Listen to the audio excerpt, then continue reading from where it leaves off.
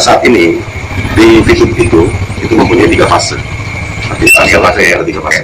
Fase pertama itu adalah advertising, artinya periklanan. Terus fase yang kedua e-commerce, artinya transaksi jual beli secara elektronik. Terus yang ketiga adalah digital currency. Digital currency berarti ini mata uang. Mata uang bisa diartikan mata uang secara elektronik, artinya secara online. Artinya dia tidak berupa bentuk bahwa itu uang dan berupa bentuk, tapi nilai. Ada nilai value-nya. Artinya saat ini value 1 koin itu adalah $1. $1 Amerika. Nah, di sini kalau yang namanya dana miring itu saya memberikan masukan, itu banyak yang japri saya.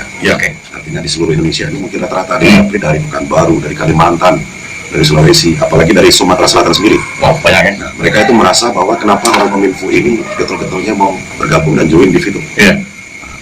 Menyangkut mungkin karena sebagai pegawai ASN dari mantan dari Kominfo ini, ya artinya saya menjelaskan sebelum saya masuk itu 1 bulan saya pertimbangkan analisis. Artinya betul-betul saya pertimbangkan. Karena bagian bidangnya kan di bagian sandi apa namanya? Saya awalnya dari kepala bagian sandi dan telekomunikasi daerah. Itu terus 2017 saya pindah menjadi kepala bidang infrastruktur, teknologi informasi komunikasi, persandian dan keamanan informasi.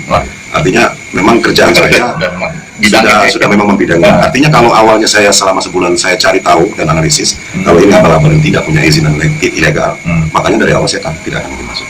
Tidak mau ikut campur, karena itu tadi mereka pernah bilang di vlog pertama kemarin hari ini, menyatakan bahwa awalnya Pak Irham itu mungkin ikut-ikut aja, pengen populer atau pengen viral. Saya nggak mau viral. Saya punya channel YouTube tapi saya tidak pakai. Artinya kenapa? Silakan para YouTuber untuk menggunakan saya cuma akan memberikan masukan. Kalau yang miring, kita ibaratkan contoh aja, salah satu bisnis yang namanya dalam jangka waktu kurun waktu 6 bulan sampai 8 bulan sudah mencapai hampir 13 juta pengguna. Itu saya kira mungkin sesuatu yang booming. Karena sesuatu yang booming. Artinya booming itu mereka kalau seandainya sudah tahu bahwa dari awal ini ilegal, tidak akan nambah. Tidak akan nambah penggunanya. Paling mentok ratusan ribu. Kita ya kan yang lama-lama lah. Yang apa istilahnya tuh bisnis-bisnis yang lama yang kita tahu 1 tahun mungkin cuma 1 juta. Tahun kedua 2 juta. Mungkin sekarang sudah mencapai 35 juta. Tapi lama. 7 tahun. Ini diperkirakan kalau prediksi. Secara analisis saya pribadi, kalau sudah sampai 6 bulan itu mencapai 13 juta, artinya 2021 akhir Desember 2021 bisa prediksi prediksi. Bukan ada yang bilang, tapi prediksi saya dengan meningkatnya per hari hampir 400.000 pengguna masuk. Artinya servernya nggak sedikit, dia harus berubah versi dari 210, 212, 214, 213, 214 sekarang yang terakhir. Itu menyatakan bahwa betul-betul servernya itu membuat big data ini supaya terangkum menjadi satu, sehingga ya kalau servernya yang abal-abal yang di bawah target yang istilahnya tuh yang tidak bisa merangkum 400.000 masuk, selesai. Jadi artinya silakan bagi yang punya nada miring, itu artinya kita tidak membatasi. Silakan, itu hak mereka, dan walaupun mereka bilang bahwa itu negatif, silakan. Kita tinggal menunjukkan bahwa prediksi saya 2021 Desember itu pengguna sudah bisa mencapai 50 juta. Prediksi saya loh, pribadi loh. Amin. Jadi memang hidup ini kan salah satu kesempatannya, peluangnya buat di era masa begini, di era pandemi begini, manfaatkanlah gitu. Ini aplikasi ini bukan seperti yang diributkan harus ada izin dari OJK, yang perlu kita luruskan. Kalau OJK kan tugasnya Anda sebenarnya bisa saja mencari tahu melalui YouTube, karena OJK juga punya YouTube ya. Apa sih tugas dan wewenang OJK?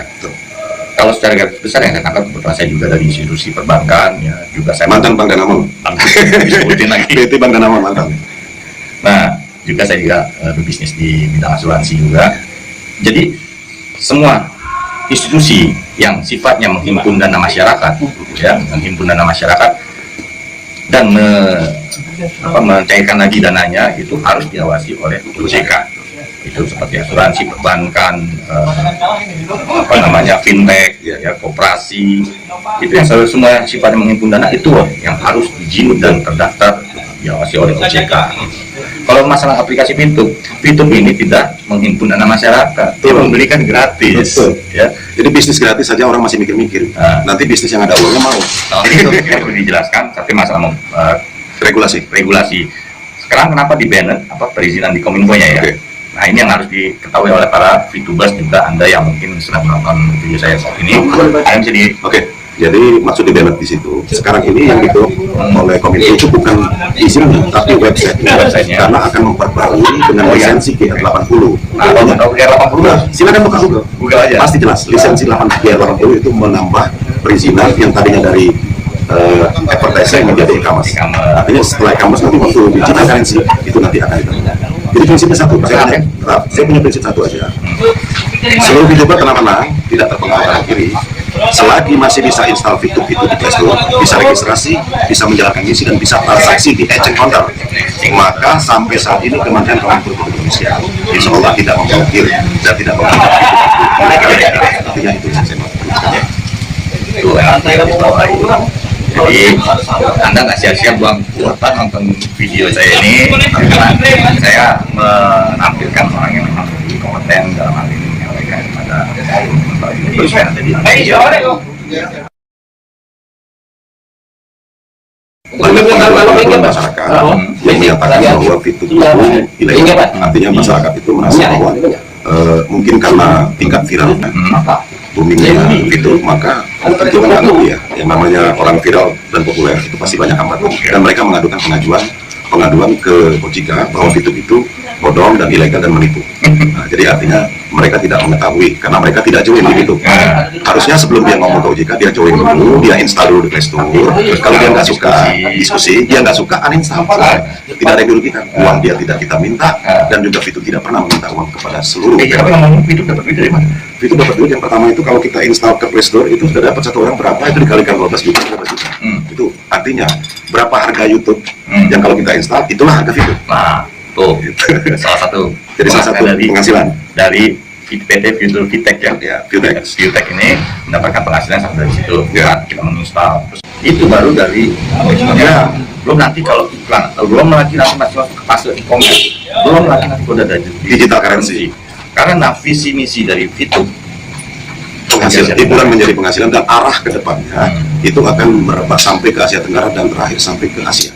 Artinya nanti suatu saat bukan tidak mungkin orang beriklan di Vitek itu tidak pakai dolar, tidak pakai uang kontan, tapi dia pakai koin. Saat ini satu koin $1. Artinya kalau currency-nya nanti sudah bergerak cepat, booming dan lain sebagainya, banyak yang akan beriklan di Vitek, maka bisa jadi currency-nya naik. Satu koin bisa menjadi 3 sampai 5 dolar. Bisa jadi. Kenapa? Tingkat minat animonya sudah banyak dan orang itu tidak diminta uang untuk kirim untuk beriklan, dia cuma cukup beli poin. Berarti suatu saat kalau Pak Reka punya perusahaan di Jepang ya pengen beriklan di Vitek karena ditonton sama 15 juta sekarang, berarti nanti suatu saat bisa 50 juta orang nonton. Itu kira-kira CEO yang Pak Reka yang ada di Jepang begitu mau beli poin, bisa jadi dia klik nama saya sebagai penjual yang punya poin $10.000. Itu ya bayangannya kita di situ sampai sejauh itu. Jadi ya Anda baru-baru bergabung di Vitek ini yang mungkin sekarang masih menganggap sepele, yang apa-apa itu pilih jangan ya. Tapi kita kedepannya ya kami ini sebagai VTubers juga memiliki pandangan kedepannya seperti inilah. Inilah namanya bisnis di era digital, di era internet. Kita nggak bisa pilih lagi. Ya, ini yang terjadi. Nah, kita mau ikuti perubahan yang ada sekarang atau masih tetap dengan pola yang lama? Saya bisa tambahkan. Boleh. Yang pertama, ini sebetulnya Vitek hadir di Indonesia sebagai tuan rumah. Karena plus 62 itu kan Indonesia, nggak ada plus 62 negara lain. Artinya, dengan adanya pandemi COVID-19, semua penduduk itu pada saat itu, di bulan Maret, itu dihimbau untuk di rumah saja. Apapun di rumah saja. Sekarang timbul Vitek di tanggal 20 April 2020, 1 bulan COVID muncul, 1 bulan Vitek keluar. Dengan kondisi orang itu nggak perlu cari duit keluar, cukup di rumah, apalagi ibu rumah tangga. Dia masak jam 8, dia perlu 1 kali nonton, jam 9 nonton lagi sampai jam 3 sore, itu udah selesai 10 iklan. Dan dia dapat dengan gratis yang dia regis $0,3 per hari. Artinya dia gunakan posisi manual, tidak strategi fast track, dia jalankan dengan gratis 0,3 per hari. 34 hari dia dapat $10 loh. 34, siapa yang mau ngasih? Ya mohon maaf kalau sambil kita ada bisnis yang seperti ini yang lain. Saya terus terang dari awal kalau yang namanya bisnis, kalau registrasi pakai uang itu saya tolak duluan. Tolak. Kenapa? Pasti nggak beres. Oh ya, ini yang saya pertanyakan juga nih, kenapa kita harus ada KTP? Oh iya, jadi saya tanya juga balik, kenapa sekarang SIM card itu harus menggunakan KK dan KTP? Artinya SIM card itu kan harus menggunakan KK dan KTP. Artinya sama, orang itu kalau tidak mau apa-apa pasti dia minta KTP. Kecuali kalau sampai dia minta nomor PIN ATM itu ditolak, pasti bukan dari Vitek. Pasti bukan dari Vitek. Kalau dari Vitek cuma 2. 1 minta nama banknya, 2 minta nomor rekening bank. Di luar itu sudah bebas. Artinya ini sama dengan kita bikin SIM card baru. Kalau kita beli kartu apapun, pasti diminta untuk registrasi. Kalau nggak ada nik KTP atau nik KK itu tidak akan bisa masuk. Nah, registrasi tidak bisa. Nah juga sebagai tambahan juga, ini sebagai jaminan pihak Fitur kepada pihak ketiga nanti, apakah benar penggunanya ada orangnya gitu loh. Ya. Dengan dasar tadi legalitas dari identitas KTP ya, jadi sudah terbentuklah bahwa ini loh audiens yang dimiliki oleh Fitur ini sudah sekian juta orang gitu ya. Nah, jadi itu sebagai gambaran buat teman-teman Fitur pun juga Anda yang saat ini sedang mencari tahu ataupun pengen tahu lebih banyak tentang Fitur. Ya inilah yang bisa kami sampaikan ya, dalam video pernah sebagai yang membidangi infrastruktur teknologi dan informasi komunikasi sebagai referensi. Jika ada orang yang menanyakan, ya silakan nanti bisa mengisi atau komentar di video saya ini. Nah, seperti yang kita tahu juga, foundernya Jack Gue ini kan, Jack Gue ini CEO orang Malaysia ya. Orang Malaysia. Kenapa kamu di Malaysia? Malaysia mayoritas penduduknya cuma berapa juga? Indonesia kan 200. Itu nggak semua. Kalau sekarang 260, 6 bulan sudah bisa mencapai 13 juta. Jadi karena pasar market share-nya lebih gede di Indonesia, makanya Jack Gue mungkin memilih membangun bisnisnya di Indonesia. Jangankan Jack Gue, orang-orang Korea juga banyak yang belajar bahasa Indonesia, sampai banyak viewersnya buat nonton YouTube tuh. Ya. Jadi banyak orang-orang di luar melihat, ya satu, mereka belajar bahasa Indonesia, ya kenapa? Diprediksi ini Indonesia ini menjadi negara raksasa juga internet ini, penggunanya sudah luar biasa. Jadi manfaatkan sekarang ini buat teman-teman yang belum paham atau pernah dikenalkan tentang Fitur, segera hubungi orang yang mengenalkan Fitur ini. Sponsor. Atau Anda bisa bergabung dengan Agerham Jaya. Boleh disebutin nomornya? Nomor HP, Nomor rekening. nomor referral 3356101. 335656 101. Kemudian nama saya. Jadi itu aja buat teman-teman YouTuber ya, yang menonton video saya ini. Semoga video yang saya buat kali ini bersama Agerham bisa bermanfaat. Amin. Salam sukses buat para VTuber Indonesia. Bravo, VTuber Indonesia. Go Diamond. Bye. Bye.